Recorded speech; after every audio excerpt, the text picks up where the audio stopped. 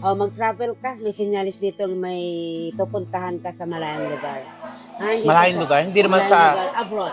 abroad. Akala ko sa ano na yan eh, baka Jupiter. Kwak-kwak diva, ikaw ang bida. Sa tuwa't saya, walang kapara. Galing mo'y abot hanggang tala. Ikaw ang kwento, Tommy Brown ang pangalan niya.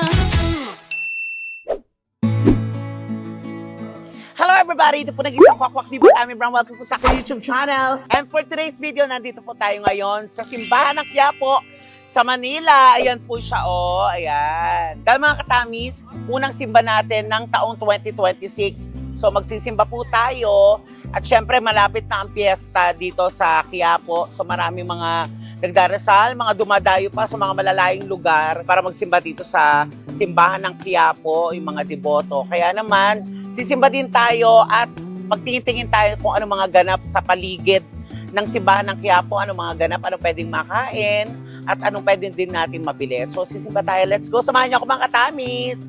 Come on, halika na.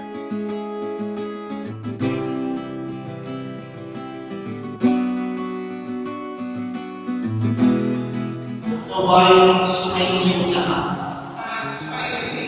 Alalahanin po natin ang ating mga pagkukulang at nagawang kapagkasalan.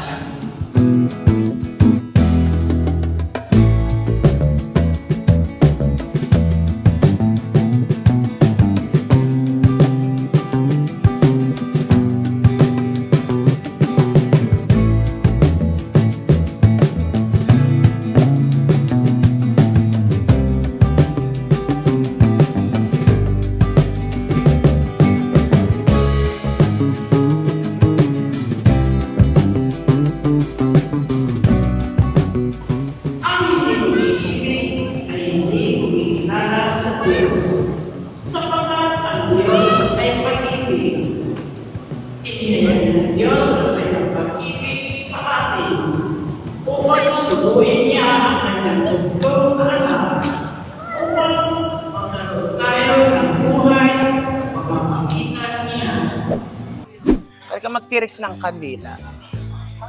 Dito kay nanay. Nay, magkano yung isang buong ano? Magkano po? Ito po lahat na po to, no? Magtirik tayo mga kandila. Ito, ano, isang buo na to para sa lahat ng kahilingan mo, nanay, no? Di ba?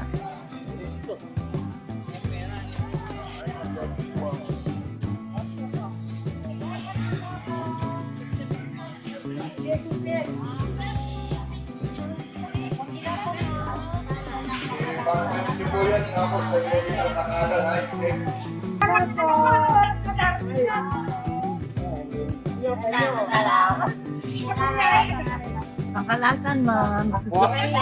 So ayan, nagtirik tayo ng kandila mga katamis. Ito ay bilang sa mga kahilingan natin. Kasi ito, pampamilya na yon sa lahat ng mga panalangin.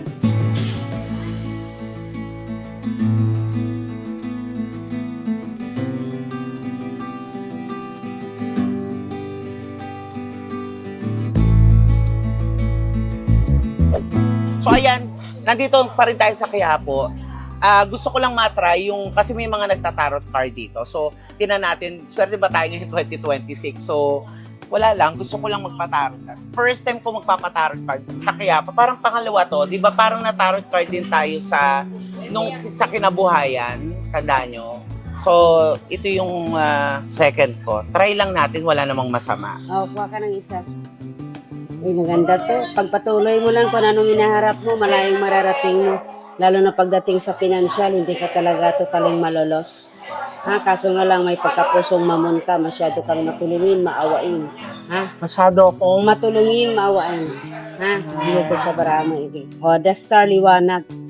Post mo lang yan, andito sa baraha mo, ibig sabihin. Kung tungkol naman sa pagdating sa pamilya, nandyan naman yung tulong mo. Hindi nawawala.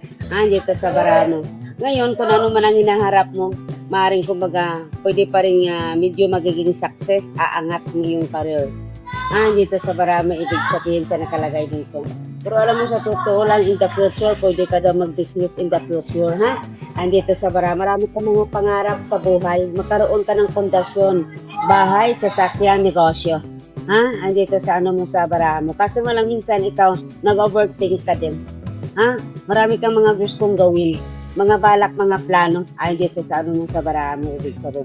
The best ka rin makisama, lalo na pagdating sa mga kaibigan. Ha? Ibig sabihin sa nakalagay dito sa Bara mo. Alam mo, magkaroon ka daw ng ng sariling business. Andito sa Bara mo, ibig sabihin. O, mag-travel ka, may sinyalis dito, may pupuntahan ka sa malayang lugar. Andito Malayang lugar? Hindi naman malayang sa- lugar. Abroad. Bro, akala ko sa ano na yan eh, baka Jupiter. Abroad yan ha, andito sa Bara mo. Pero wala ka tanging ibang iniisip kung paano daw magkaroon ng source of income. Source of income. Ha? Andito sa Bara mo, ibig sabihin sa Source of income, baka mamaya ibang source yan. Source of income ba? Yung ganon. Ha? Baka mamaya ibang source yan. Siyempre, nagkamali lang mga salita. Oo, diba? hindi. Ha? Andito sa Bara. Pero may sign of good news ka. Andito sa ano mo sa Bara mo. Pero pagdating naman sa buhay pag-ibig, sa nakalagay dito sa Bara mo, Sa pag-ibig, ano daw? pagdating sa buhay pag-ibig, mapagmahal ka. Andito sa ano mo. Ibig sabihin, pag mahal mo isang tao, mahal mo talaga. Ha? Andito sa ano mo sa Bara mo, ibig sabihin. Pero pagdating sa pakikisama, pakikitungo, wala kang kinakabig, tinutulak. Lahat pwede mo silang pakisama. Oo. Diba? Pagdating sa pakikisama, lahat. Pwede mo. All in All ka. in. Oo. Mabuti, masama, okay, good sa akin. Tapos sa pag-ibig, Sagaran ka magmahal. sagad ako magmahal. Oo. O, alam nyo na yan ha, yung mga may crush sa akin dyan. Grabe ba ako magmahal? Oo, sagat. Talaga. Oo. Sa pagtulong, Bawas-bawasan din minsan. Kasi matulungin ka eh. over ang Oo, matulungin over ang ako. pagtulungin. Lalo na pag mayroon ka, lalo na pag taong lumalapit sa'yo, lalo na pag nangangailangan, hindi mo matiis. Nasasaktan ako pag ganun pag hindi Yun ang ako. ibig sabihin, pusong mamunta nga, madali ka tumulong. Lalo na pag sa abot makaya mo, ikaw ang gumagawa talaga ng paraan para makatulong. Kasi alam mo naman sa sarili mo nga kahit paano mayroon ka. Alam Kasi ko, dama mo ang wala. oo, alam ko kasi pag alam ko yung pakiramdam ng wala. Diba?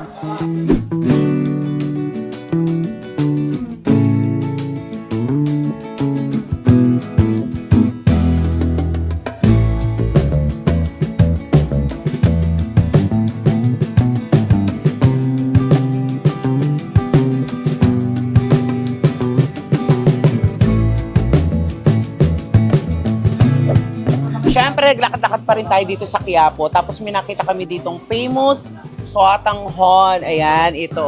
Famous Sotanghon. May mga merienda, may kanin, may palabok, at saka ito, sausage. At legit kasi marami kumakain. Tikim TV, syempre. Nangunguna sa mga ganyang kainan. Hello sa ating mga followers. Nanonood sila sa mga vlogs natin. Thank you, ate. Kain tayo. Anong gusto mo, Jade? Para masarap yung sotanghon, no? At saka yung palabok ba yun o luglug yun. So, halika kumain, mga katapis. Gutom na ako.